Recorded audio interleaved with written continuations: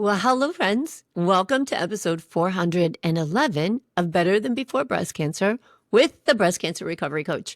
I'm your host, Laura Lummer, and I'm super excited to have you here today because we're going to talk about something that's really important. Really, I think I say that a lot. I got to change the opening. We're going to change, but a lot of things are important. I think it's really interesting when it comes to health, when it comes to creating a life that we want, when it comes to supporting our ability to heal. There's lots of intricacies. There's lots of subtleties. And the more we can bring awareness to some of these subtleties, the more we realize that they are tools that can make our life a little bit easier. We don't have to suffer so much, because this is something that I find myself saying often when I listen to different people talk about their lives, or I read stories, or I watch something on TV, and I'll say, wow, why do we make life so much harder than it has to be? And so often we do. And one of the things that comes up, one of the ways in which we make life harder than it has to be, is when we resist things. Resistance is a really big deal, and it creates a lot of suffering. And the reason this came up for me, well, there's a couple of reasons why I'm talking about this on this week's podcast. One of them is that it comes up a lot, and I have a client who is awesome. I just had this discussion with her the other day on noticing resistance when it comes up to different cancer treatments, and on working on letting go of that resistance and different ways that we can let go of it. So we're going to talk about that here today.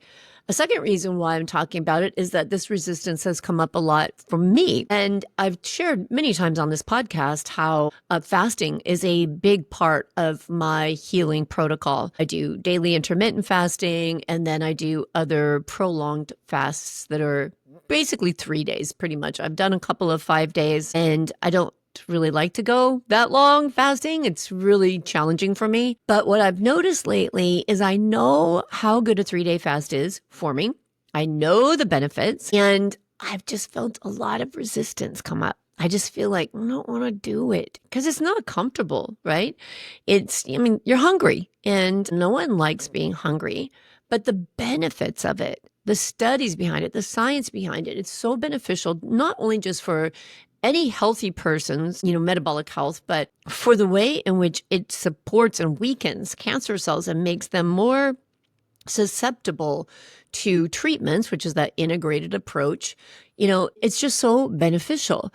But it isn't easy. And it's especially not easy if I have the thought it's not easy, right? If I focus on what's challenging about it, I'm in resistance. So I want to talk about resistance today. Not only what it is, how we can recognize it, but what we can do about it. Because when we're in resistance in anything, changing our life in any way, we can really miss out on things that are really good for us. And we can make a lot more suffering in our lives. We can create a lot more suffering than we need to. So whether we're resisting change, we're resisting taking some kind of an action, or we're resistant to just what we feel, right?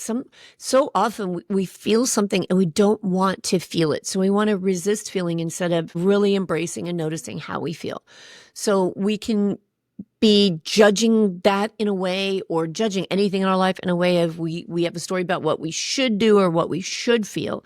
And so resistance comes up, especially when we're faced with challenges or something new. So I think I want to start off with saying that resistance is not our enemy. It's a very natural human response to discomfort, to fear, to uncertainty. Fear is another big one I talk about often. I say we don't want to think about, I don't want to feel fear, because that's not even a human experience. We're going to feel fear. But when we acknowledge that we're going to feel something, we can change the way we handle it. And that's the same thing with resistance.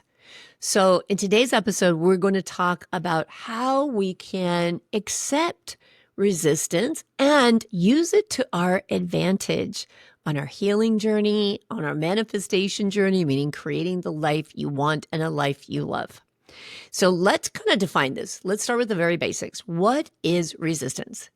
Well, resistance is a psychological and emotional response that we experience when we face something that feels uncomfortable or challenging. So this can be a new habit. It can be a difficult decision. It can be something we fear the consequences of. And it shows up in lots of forms. So resistance can show up as procrastination. It can show up as self-doubt, avoidance, even self-sabotage. When you're thinking about making a positive change, whether it's working out, how to eat healthier, or it's asking for support in some way, and then suddenly you feel like you can't get yourself started, you might find yourself making excuses like, I'm too tired, or I'll start tomorrow. And that's resistance in action. So a minute ago, I shared a story with you about how I'm feeling a lot of resistance coming up to my normal cycle of my 3-day fast.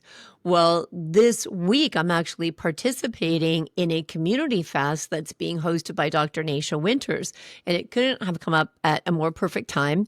One of my sisters is doing it. My daughter, her fiance, a couple of friends of mine have all joined this fast. And I'm going to talk a little bit more about support and how support plays a role in resistance.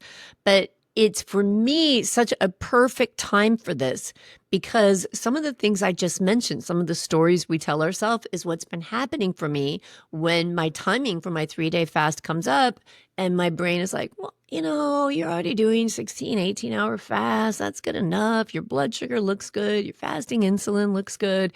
But I know there's so much more benefit to a 3-day fast, right? So the resistance for me is coming up in this form of a story saying it's already good enough, right? It's already good enough.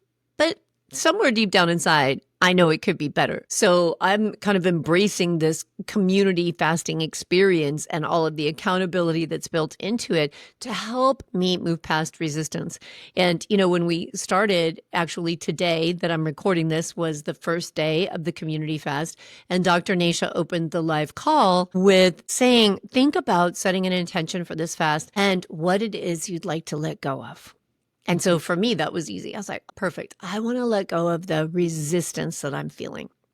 So what's important here is to know that resistance isn't something you have to beat yourself up over. So again, it's natural. We are wired to protect ourselves from things that feel difficult, things that are unknown, things that are scary. Our brain, this organ in between our ears, is wired for this. So there's actually a theory called the cognitive dissonance theory. And this was created by Leon Festinger in 1957. And that theory says that resistance is a normal reaction when our actions contradict our existing beliefs or attitudes. So, for example, if you've been in a pattern of fear or avoidance and suddenly you try to take action and that action requires courage or it requires a shift in your mindset, your mind, your brain will push back. It's the brain's way of resisting discomfort and uncertainty. So in my example, fasting for 3 days, my brain is like, wait, what?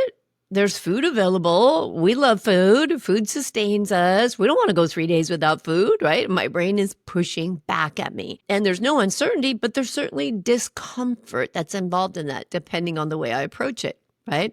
So just because resistance is natural does not mean it's always helpful. And that's where the real magic happens. When we start to understand resistance, we can learn how to work with it instead of work against it. So resistance isn't just a bad habit that we need to get rid of, like I talked about a minute ago. It's a really important protective mechanism. So when we're faced with something that we perceive as difficult or overwhelming or maybe even harmful, like I think about when I was going in for my first IV chemotherapy treatment. Man, was I in some big time resistance. Was there the possibility that this chemotherapy was going to save my life? Yes. Was there the knowing that it was going to feel harmful? It was going to make me sick? Yes. Right? So taking the first step toward change during treatment, after treatment, our mind will resist us because it wants to keep us safe. Okay. So when we're thinking about making a healthy lifestyle change, incorporating a new exercise routine, what does the brain do? It resists by saying, well, you don't want to get up that early to exercise. Like, isn't it better to sleep in? We need more sleep. Sleep is better. Let's go with the sleep. When we're working on difficult relationships, what does our brain do? It resists the uncomfortable change of maybe verbalizing what you're unhappy with, asking for change, stating your own needs. And it resists in a subtle way by looking for justifications, why something isn't that bad, right? All of these stories will come up. Walter Longo just came out with a new book called Fasting Cancer, and it's so good. I highly recommend it. I'll put a link to it in the show notes for this episode.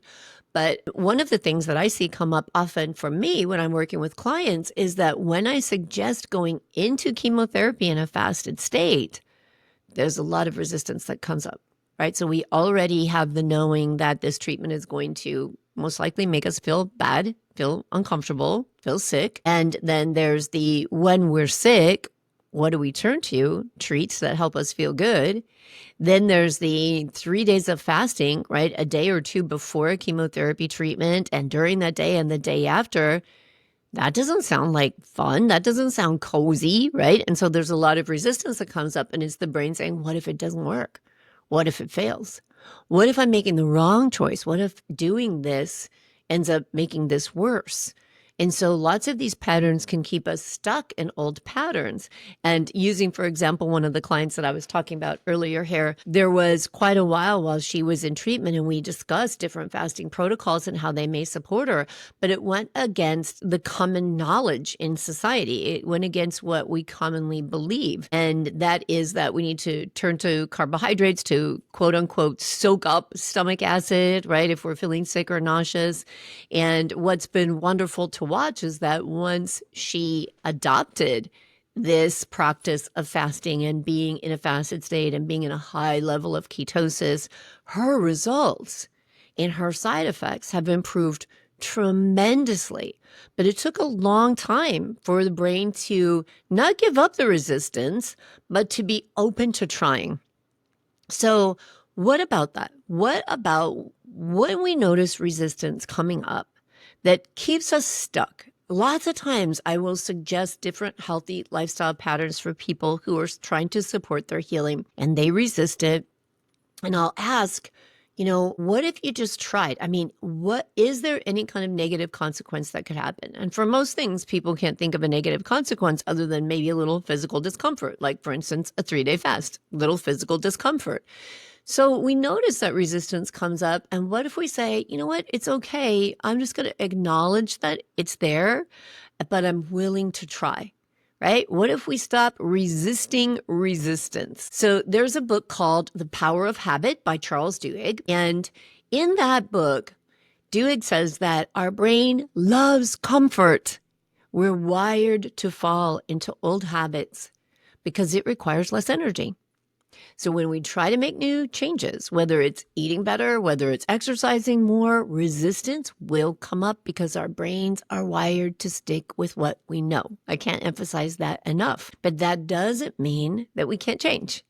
It just means we need to be strategic about how we approach it. So obvious forms of resistance, procrastination, right? Putting things off, avoiding difficult tasks. But there are also very subtle ways that we work against resistance, and they look really fancy on the outside, right? We can resist things without even realizing that we're in resistance. So for example, let's say that you find yourself planning something over and over, but never taking action. That is a subtle form of resistance. You tell yourself you're researching, you're strategizing, you're thinking about what needs to be done, but you're never moving forward. Maybe you find yourself busy with things that feel super important, but they aren't actually moving you closer to your goals. When I work with people, and there's a lot of women who, like me, go through this experience and then realize, I want to give back to this community, right? I want to do some kind of work in this area that supports people in feeling healthier, in being empowered, and creating a healthy life. And they'll come to me for help and saying, how do I get started? How do I start this business? How do I become a coach? What do I do? And they will be stuck for months, or sometimes they'll tell me they've been stuck for years. I need another photo shoot, and I need to make my website look prettier, and I need, this automation in place and that automation in place. When we do things like that in any area of our life, right? Let's say you want to clean out your closet. I don't know. But before you can clean out the closet, you have to make room in this other bin. And before you clean out the closet, you have to check on this thing. So we tell ourselves we're busy, right? And that busyness gives us the illusion that we're doing something. But if that busyness is just a distraction from taking steps towards whatever it is you want to accomplish, taking steps towards supporting your healing, then it's just resistance dressed up like productivity. And then my favorite pet peeve, let's not forget about perfectionism. Perfectionism is a very sneaky form of resistance. I was having a conversation with someone the other day, newly diagnosed. This person knew that they needed to start some exercise routine, very important, very, very important for them. And right away, they went into, but my schedule is so busy and there's no reason for me to start it if I can't do it every day. I mean, if I'm only going to do it like twice a week, then I don't even want to do it at all. Perfectionism. So you're trying to tell me that exercising twice a week is worse than never exercising at all? Sorry, not buying it, right? This is a way we resist growth and progress. This is the all or nothing thing, right? This is, I want to change my diet, but I can't do that all the time, and I can't eat clean, and I'm going to be having a party coming up, or I'm going to be going on a trip somewhere, so I'll just start when I get back, right? That's resistance. There's something called the self-determination theory, and this was developed by Deci and Ryan in 1985. And it explains to us that resistance often comes up when we feel forced into action. We feel like we're losing a sense of control. And so this is a really important part of framing and reframing. If you feel like you have to do something, and I hear this language a lot, oh, I have to do it, right? I have to change the way I eat. I have to start working. I have to give up carbohydrates. I have to stop eating sugar. So whether it's a diet, whether it's a workout, anything, it can trigger resistance because it threatens your autonomy, right? It makes you feel controlled, and none of us like to feel controlled. And so I tell my clients all the time, you are a grown-ass person, and you do not have to do anything. You're choosing. You're making a choice, and you get to make that choice, right? You realize that some people, let's say that they want to go keto. They want to start a keto diet. They want to be in ketosis, and in their mind, they have to give up all flour, all sugar, and they begin to make this lifestyle change out of fear, out of telling themselves, I have to do this or I'll get a cancer recurrence, or I have to do this or I won't be able to heal. When the truth is, I'm choosing to do this because for whatever evidence has been presented, I believe it will support my ability to heal and have a long, healthy life.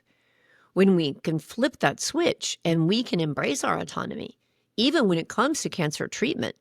And so I'll often say this and try to help my clients because it is almost like a violation, right? When let's say that you do some kind of chemotherapy or you're doing an aromatase inhibitor or whatever it is that you're choosing, whatever treatment you're going through, whatever you incorporate in your life for long term, even after the active treatment period, you get to choose that. Now, it often doesn't feel like we get to choose because our thought is, if I don't do that, then I'll probably get cancer and die. Not a good option. None of us want that option. But the fact is that we do make that choice because we believe that's a good reason. So I did IV chemotherapy in 2011 because I believed that would save my life, right? That's what I knew. That's where my belief was at the time. That's what I believed, right? I did that surgery. I did whatever the things that I've done, radiation, all the things that I've done over the last, my God, almost 14 years now since my first diagnosis of cancer. I've done them all because I chose them with the belief that they would allow me to live longer. That feels so much better than saying I didn't have a choice, right? I didn't have a choice is all about resistance. We always have a choice, but with every choice comes a consequence. And Sometimes we don't want that consequence, so we don't own the choice. And then that doesn't help us feel good, right? That just exacerbates the resistance and the feeling like we're being controlled. And that's never fun, okay? So even when you don't feel like you're free to choose your actions, or if you feel like some kind of a process is being imposed on you, that is creating resistance. And so it's important to be aware of that and see that for yourself. So this is the first step in breaking through resistance. It's giving yourself autonomy, telling yourself, I'm making a choice, and this choice is aligned with my values. This choice is aligned with my desire. This choice is aligned with the outcome that I want to create. It may not be a fun choice and it may be a difficult choice, but it's your choice. And that's so important when we're feeling resistance. So let's talk a little bit more about how we can work with resistance instead of letting it hold us back, or even if we do take some kind of action, but we're full of resistance, how can we look at it in a different way so we don't suffer so much? And the very first step, I think you've gotten the message, is to embrace the idea that resistance is natural. It is a natural response. You do not need to fight it. You do not need to feel guilty about it, right? When people say to me, I just don't want to feel this fear. I'm just so scared. I don't want to be afraid. And I say, you wouldn't be a person. You wouldn't be a human with a human brain if you weren't afraid, right? Cancer is freaking scary. Surgeries are scary. Treatments are scary. Changing relationships, changing jobs, starting new businesses, all this stuff is scary. And so when fear comes up, you know what that tells me? You're a normal human being with a functioning brain, right? So we don't want to feel bad about feeling fear or feeling resistance. We just want to say, of course I'm feeling this right now. Because what I'm about to do is scary or uncertain or difficult or unknown, right? So when we feel that resistance, can we look at it a little bit differently? Can we see that if we reframe it and we feel that resistance, that it can be kind of a signpost for us, right? It can be like saying, you are right here on the threshold of something new, something that could be potentially exciting. And it's unfamiliar territory. So, of course, my human brain is saying, whoa, whoa, whoa, whoa. It's a little scary. Can we learn to recognize that signal, embrace it, and know that it's just a part of the process, right? It's a part of the process. There's something called the fog behavior model. And it gives us some insight into how we can make change easier and reduce resistance. So Fogg's model says that behavior is a result of three factors: motivation, ability, and prompts. And if any of those three things are missing, resistance will naturally arise. So that's great to know, because to reduce resistance, one, we can make things easier on ourselves. Don't overthink it. Let's make it easy. We can provide ourselves reminders or prompts, and we can tap into motivation. So for example, when we're thinking about creating change, let's say we want to make a change in our diet, what kind of prompt would help you? What kind of reminder would motivate you? Instead of looking at it and saying, oh, wow, I can't have that croissant today. Well, one, yes, you can, because once again, you're a grown-ass person. You can do whatever you want, but you're making a choice not to. Why? Because you want to lower your blood sugar, or you want to have lower insulin levels, or you want to support your body's ability to heal, right? What motivates you? Tap into that. When we make things simple, we make them easy, and we make them rewarding, we have less resistance. Resistance starts to just kind of fade away. So let's talk about these different ways that we can work with resistance rather than against it. So one, we feel resistance, we don't avoid it. We say, okay, all right, I see this. I'm feeling resistance. This is something new, and I acknowledge this. And it can take away the power from the resistance, just like it takes away power from fear, right? When we feel fear, we're like, I'm scared, I'm scared, I'm scared. But if we say, of course I'm scared, because this is about to be a scary thing, right? We acknowledge it. We embrace it. We don't push it away. Break things down into smaller steps. So whenever there's something you're resisting, and yes, I do mean something as simple as cleaning out your garage or cleaning out your closet, anything in life, when the task feels overwhelming, break it down into smaller, manageable pieces. So, simple example, oh my gosh, I need to clean out my closet. It's a disaster. My clothes are so heavy that the little poles bending in the center I need to get rid of. Let's see, I have 3 different body sizes worth of clothes that are in the closet. I need to get rid of them. And then we think, oh my gosh, it's going to take an entire day. Break it down.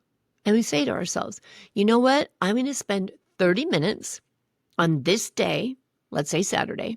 I'm going to spend 30 minutes on Saturday, and I'm going to set a timer, and I'm going to start at the back of my closet, and I'm only going to spend 30 minutes. And I'm going to spend 30 minutes once a week until I get through the whole thing. And it's going to feel so good because it's a victory. Every small step is a victory. So you spend your 30 minutes, you step back, you're like, wow, I've got this whole bag of stuff to take over to the Goodwill. Fantastic. I just made progress. So breaking things down into simple, digestible pieces. And that Fogg's model suggests that breaking these tasks down and making it simple lowers the barrier to action. It lowers the resistance. If you think about me telling this to you right now, if you think about me saying, go to the gym for an hour a day, 7 days a week. If you are someone who doesn't exercise at all, does your brain just automatically go, oh my God, that is so much. But if I say, hey, how about if we started to incorporate 10 minutes of exercise, let's say 10 minutes of walking and squatting 3 times a week? Does your brain have a little less resistance? So they say, well, I think I could do that. I could do that, right? So breaking things down to small digestible pieces reduces resistance. And we want to shift our focus from the outcome to the process. Because if the outcome is so big, then it's going to sound so hard and it's going to bring up more resistance. So instead of focusing on how hard it might be or on what we could do wrong, we want to shift the mindset into the enjoyment and the benefits of the process. We want to celebrate the small wins, right? When somebody wants to lose weight, let's say, and we have a lot of weight. Let's say we want to lose 50 pounds or more. If we start off saying, I'm going to lose 50 pounds, holy moly, that is a lot. That sounds like a lot. But if I just say, you know what, I'm going to see if I can drop 5 pounds this month. What small changes would I have to do to lose 5 pounds of body fat this month? That's a little more doable. Then when you get to the 5 pounds, you're like, heck yeah, I just proved to myself I could manage this. But if we only think about the 50 pounds, then we lose 5 pounds and we're like, oh my God, I was up 45 pounds ago. That was so hard, right? So we got to be easy on ourselves. Make it simple, break it down, celebrate the small steps because each one of them is a success. So we want to switch that thinking. You want to reframe your thoughts from thinking it's too hard to this might be difficult, but it's helping me grow. It's supporting my healing, whatever it is that's your motivation, right? Reframing that into an opportunity for personal growth. It helps to just dull that strength of resistance. So what I love about studying behavior change is that there's so many different theories surrounding it. And another one, a couple I've talked about, but another one is called the self-determination theory. And it teaches us that reframing a task, like something we choose to do, as I talked about a couple of minutes ago, makes it so much easier to follow through because we're empowered. We're like, this is my choice. I'm choosing it. And so, yes, I want to do it. We also, absolutely, and you know that I talk about this is the root of everything we do. This is the root of changing our environment, changing our diet, changing our relationships, doing work that we love. It's the practice of self-compassion. We resist things oftentimes because we're afraid of feeling inadequate. I messed up. I'm not good enough. We're afraid of failure. And so it's really important to show yourself the same kindness and patience that you would show anyone you cared about, any friend, any loved one who is struggling with something. When you're doing something and it's challenging, it's so important to be compassionate and say to yourself, yeah, this is challenging, but I'm doing it because I choose it out of love for myself. And getting support. So I talked about joining this challenge, right? Joining this 3-day fast. It's a community fast. I brought people I know in. We're supporting each other. Getting support through a coach, through a friend, through a support group, it's just a game changer. Having someone to walk with you through your resistance makes all the difference because you don't have to face the resistance alone. And you get to help the other person too. My daughter, just before I started recording this podcast, my daughter texted me, she says, "I'm hungry," right? And I said, "I know, I am too." So then we could say to each other, "When was the last time you had a glass of water? Could you have a glass of tea?" Right? And we could support each other and empathize with each other and say, "Yeah, it's challenging to go long periods of time without putting food in your body, but neither one of us are going to die. We've got plenty of energy stored on our body. This is safe. We know what we're doing." So having support is so important. So in addition to these little steps that will help you create some awareness, help you reframe the way you think about resistance, help you embrace resistance as a natural part of the human experience, the next time you feel resistance rising, in addition to those things, maybe just pause and ask yourself, what is this resistance trying to teach me, right? What's the next step I can take, even if it's just a little one? What is this resistance coming from? What is it telling me? So I know that if you're listening to this podcast, I was going to say, I know that you've already faced enormous challenges because most people coming here have already been through cancer, but there's a lot of listeners who haven't. And you know what? I know you've been through great challenges too, because if you're an adult human being, you have faced challenges in your life. We all do. And I don't care what those challenges are or how you judge your challenge to be better, worse, less intense than someone else's. Your challenges are individual to you. Your suffering is individual to you, and it can't be compared to other people's. So I know that you've been through challenges and you have everything inside of you to face the things that you've been challenged with, and you have everything inside of you to face whatever comes next. So we don't have to be afraid of resistance, because if we can embrace it and keep moving forward, then you already know this, right? On the other side of that, you're going to find a version of yourself who is stronger, who is wiser, and who is more resilient than whatever was happening before that resistance. And resilience is just such a gift. Resilience is such a powerful thing to possess. All right, friends. If you want more help, more support, more coaching, more understanding of how your own body and your own brain works, come and find me at thebreastcancerrecoverycoach.com. Join my Better Than Before Breast Cancer membership. Participate in group coaching and individual coaching. Go through all the lessons and courses and everything that's involved in there and do that work on yourself. This is important. Earlier here in this show, I said something about we have to, when we're rewiring the brain, we have to have this support and this constant input, because our mind is conditioned to stay stuck in what we've already believed. And when we're not doing constant input, like through podcasts, through coaching, through support, through reading, we're going to slip back into old habits, or we're going to stay stuck in them. It's the same thing with a healthy lifestyle. And I say this all the time. If you start going to the gym, you start eating better, your body starts feeling good, you starting to put on a little bit of muscle, you're starting to feel good, and then you stop, it will go back to what it was before you started. And the same thing happens with your mind. If you start making positive changes, moving forward with your mental, emotional, psycho-spiritual way of being, and then you stop doing the work that helped you to move forward, you will slip back into old conditioned beliefs, because it is that strong. And that's the whole science of behavior change, right? You've got to keep doing the things to support the rewiring of the brain to move forward. They do get easier and easier, but with consistent input and support. All right? So check out my website, thebreastcancerrecoverycoach.com. I've got some free downloads there for you. I've got some standalone courses. I've got my membership, which is awesome. And of course, metabolic health coaching, where we look at your labs, we take your nutrition genome, and we get a really great understanding of the language of your body and what you need to support it in a way that it is designed to need, so that you don't have to be so confused over what is the best thing for you. And we have less confusion. We have less resistance. All right.